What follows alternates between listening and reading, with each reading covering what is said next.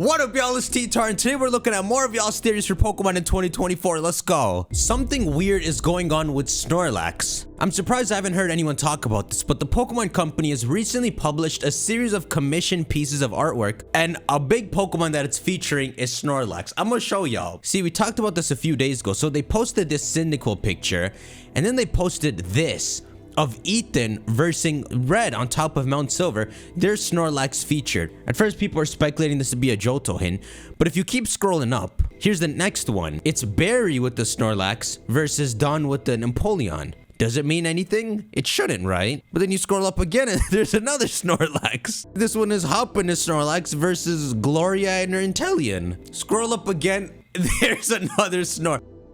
So that was today. As of posting this, there could even be another one out. I find this too much a coincidence to dismiss as pure happenstance. Something is fishy here. Something could be fishy here. So last year, Pokemon did something called Project Snorlax, where they were pretty much doing this, promoting Snorlax all over the place, and it was to lead up to the release of Pokemon Sleep. But I suppose the reason everyone is curious about it this year is because Pokemon Sleep is already out now. So people are curious if all the Snorlax buildup is towards something else, like featuring Snorlax in a movie or some spin-off game or something involving Snorlax. Pokemon Mystery Dungeon. The main character's a big Snorlax. The +1 Pokemon. Hey teacher, I have an idea of what the +1 Pokemon Ku mentioned could be. For the past week or so, the Pokemon Company has been posting all sorts of pictures of Snorlax from across different games. As of now, they have 4. It seems kind of odd that Snorlax is in all of these. Maybe it's for something else, but I believe it could be their way of saying maybe the new Pokemon will be a paradox or regional fake of Snorlax. That's a good Pokemon original fake. It's so big. What if they do the flippy flip, and so you have a regional fake Snorlax that condenses and evolves into a Super Saiyan 4 Munchlax? Come on. Scarlet and Violet enhancements. Yo, big man T-Tar, remember back when the first trailer for the DLC dropped and there was this guy on 4chan that predicted a lot of things in it? So I will take y'all back to the original thread. It's right here. Remember this? So, Scarlet and Violet's DLC was announced on February 27th, 2023, right? Pokemon Day last year. So before that, we didn't know what this DLC was going to entail. We didn't even know if there would be a DLC, though it was heavily implied because we saw Tropigus in the books. Check this out. This is a 4chan post from February 24th, 3 days before that event. So no one should know the DLC exists. This is what he's talking about in this, and he's linked my old video where we talked about this. When it comes to leaks like this, everything looks fake until something's revealed and you look back and realize this dude knew what they're talking about. So these are the things they mention. I'm a programmer at a Pokemon outsourcing company. The theme of this DLC is Hidden Treasure of Area Zero. You cannot make that up. And Hexagon.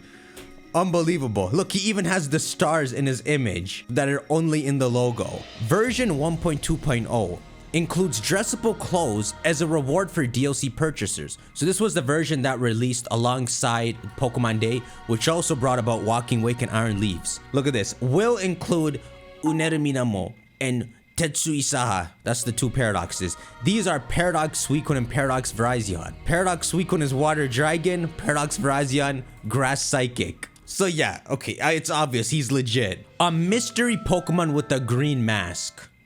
Ogerpon. Special terrestrial appearance. You know, I remember this making no sense to us back in the day. Now it does. This person must have known about Ogerpon getting that terrestrial state. Maybe they're working on different parts of the game and they already seen it, and I guess assumed it would be in the first trailer, because there's no special terrestrial states in that first trailer, not Ogerpon or Tropigus. But this is true.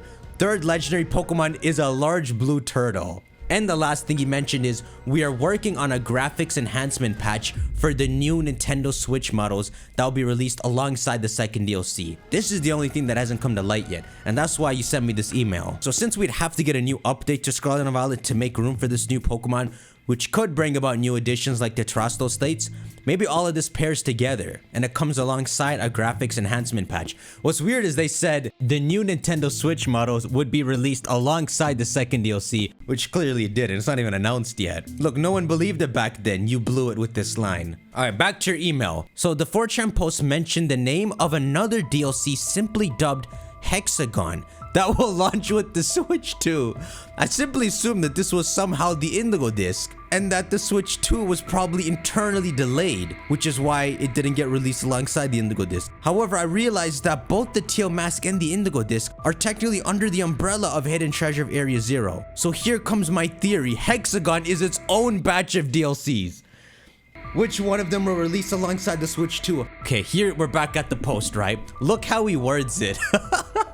The theme of this DLC is Hidden Treasure of Area Zero in quotations, and then Hexagon in quotations. So they're saying the first quotations was the Teal mask and Indigo disc, and then we got the epilogue DLC concluding that package.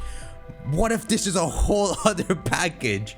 Which is actually crazy because this fits with the idea of them stalling a year until the new Switch comes out, right? This also aligns with Ku constantly bringing up Paldea, despite that all known knowledge was that we were done with the region content-wise. Even though there are many loose ends, there are loose ends! Alright, now listen my dude, I'm sorry to do this to you, but I can answer your theory here. And you may not want to hear the answer, because I like to let your imagination flow, but we've got to deliver the truth. So check this out. So this 4chan leaker, right?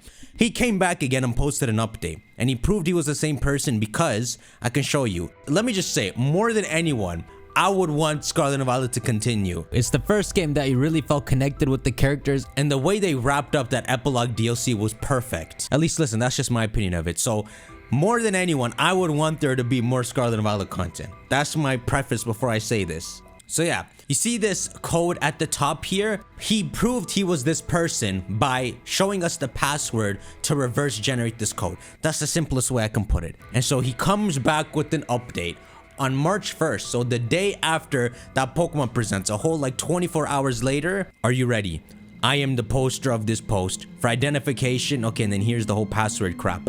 I'm not going to leak any more information. Now, this dude probably did know a lot. Altruistic, or he just didn't want to go to jail. I just want to add some clarifications to the previous one. The Hexagon is not the third DLC title, but an element that is displayed many times in DLC. Look, the special terrestrial appearance I mentioned is a new game mechanic that was not announced in the PV, the promotional video. This proves this man is not on the PR team. He's like an actual programmer. He works on the actual game. So he legit could have leaked so much about the game. So yeah, the special terrestrial appearance is a new game mechanic not announced. Some Pokemon will acquire new terrestrial forms, Ogerpon and Tropigus. I mean, who knows, back in March 2023, maybe Kratom Rhydons were still in effect. And the one Ku said was scrapped, which we think was Mewtwo. Man, Pokemon. The new Switch model I mentioned is this, which when translated just means next generation. It's intentionally vague. Who knows what he's talking about? As far as we know, the new Switch, it seems to be backwards compatible and is just an upgraded Switch. But also, as far as I know, DLC 2 is scheduled to be released in early 2024. This shows even Pokemon, Game Freak, they might have been expecting we're gonna have to delay it, but they managed to hit their deadline and release it before the holiday 2023. Other contents have been announced. Sorry for the unclearness before, so listen. Thanks for being a party pooper. Supplementary explanation. This is why we've landed on the ultimate conclusion that this year is Legends Johto, and sadly we're leaving Scarlet and Violet, but not before an update with the new Pokemon and some other crap, so it'll be fun. Anyhow, make sure to shank that like button. Let me know your thoughts. There's officially 4 weeks until Pokemon Day. The final countdown has begun. Tomorrow's February. Let me know your thoughts on why Snorlax is being teased like this. They're pretty much showing every trainer in the games that's had a Snorlax with their Snorlax. Let's see what it's leading to. I'll see you on the next one. Take care.